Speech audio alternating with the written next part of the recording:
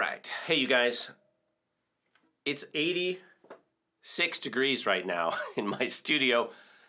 And I thought, should I do a video right now? Is it really worth it? You know, because I want to show my fans how to mic congas. And I decided it was worth it because you guys are worth it. Welcome back to World Drum Club.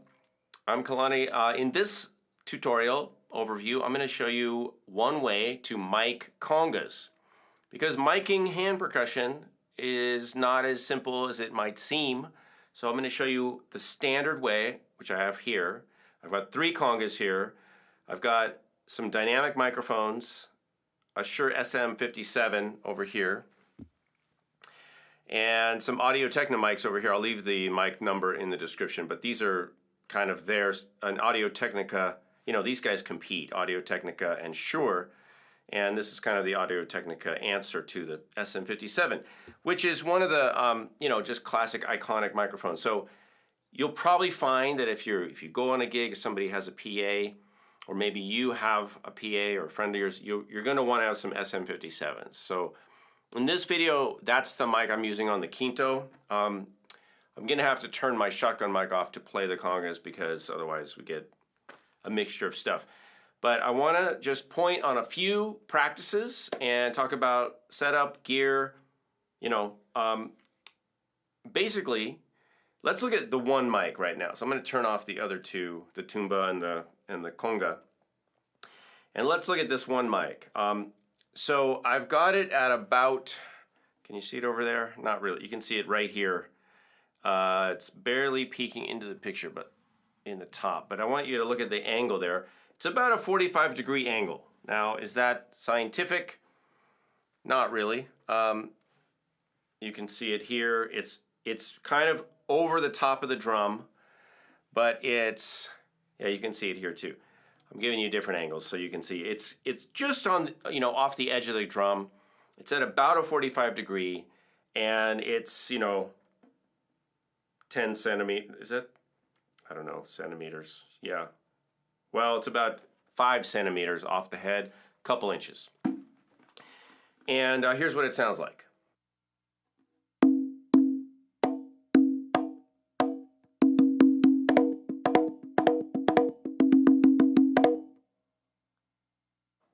So one thing you need to understand is this is the sound of a dynamic mic. Dynamic mics are not powered.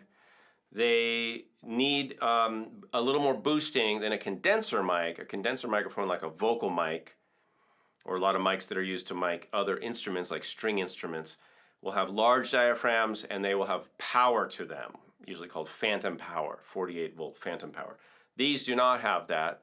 So you'll find that if you use these, you'll have to put up the gain a little more, but the advantage of having these types of mics for a live percussion setup is that they don't pick up a lot of other sounds because they're close proximity microphones. They're meant to be right up on something. In fact, you'll see singers use SM57s and 58s, which is kind of the vocal brother of the 57, meant for more for vocalists, and you just sing right into it, right on top of it.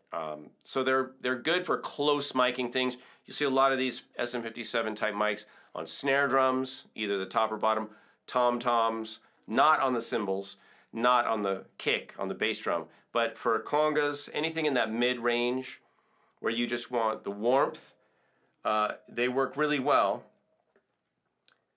Let's go over to the conga, or the tuba and the conga.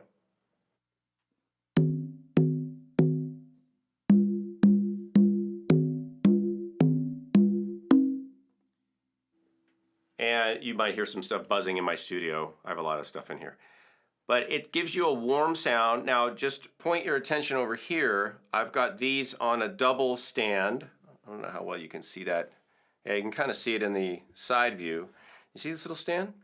So this is one stand I can put 2 mics on. So if you have a set of 2 congas, you could just get this one stand and then you're all set, right? You can kind of fiddle around with it. I tried to get all of these about the same distance, same angle, you know, about 40, you know, between 30 and 45 degrees angle down at the drums. And that's a pretty good starting place. Things that you want to do when you're setting up mics, of course, you know, be careful with the mics.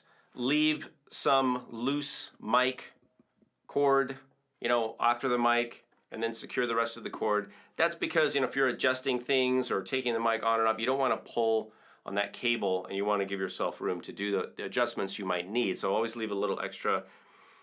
Do not mic congas or bongos from the bottom. That's a big no-no, all right? There's basically no percussion instruments, with the exception of maybe putting one mic in the back of a cajon or at the foot of a djembe for the bass sound, not for the whole instrument. But just to get, if you're using two mics, like on a cajon, it's nice to have a mic to capture the bass sound, and then a mic to capture the highs in the front. And then what you would do in that case is you would roll off the highs on the bass mic, and you'd roll off the bass on the high mic, on the mic that's getting the crispy stuff, and you mix the two together, and that's how you get your final sound. So I have these panned. I've got 3 mics, 3 congas. I've got the tuba and the conga a little bit stereo imaged, and then the quinto right down the middle. I do have the quinto a little brightened up with EQ, but I basically don't have anything else. Oh, and maybe a tiny bit of reverb on the quinto as well. So I'm gonna play a little bit more just so you can hear this setup. I've got these going through QSC Touch Mix 8 digital mixer. That's it. And then other than that, going straight into the ATEM Mini Pro ISO video switcher, which is recording all the sound, all the video. But here's another playing sample, and I'll be right back.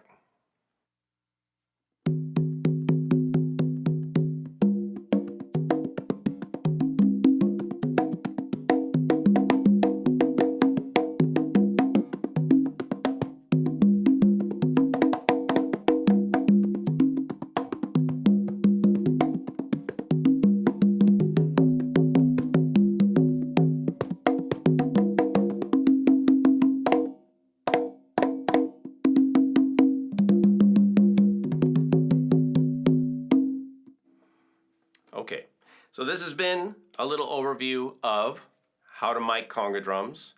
If you have anything useful to add, leave it in the comments. We appreciate your kind and helpful comments.